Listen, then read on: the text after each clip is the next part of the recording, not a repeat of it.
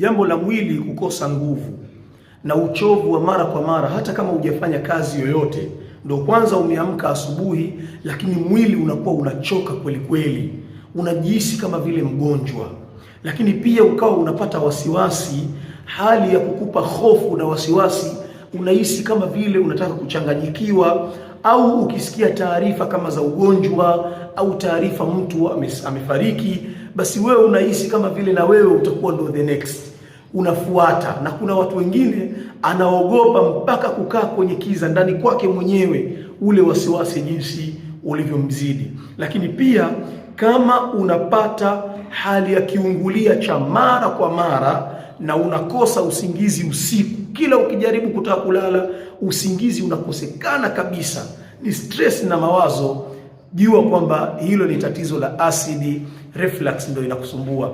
Hiyo ni gesi mzee katika mwili wako inakutesa. Wahi kwa daktari mapema, tibiwa tatizo hilo, gundua chanzo, ondosha tatizo. Mimi ni Dr. Sangwa. Kwa wale wanaohitajia dawa ya tatizo hilo ambayo iko tayari, basi tuwasiliane, na karibuni sana.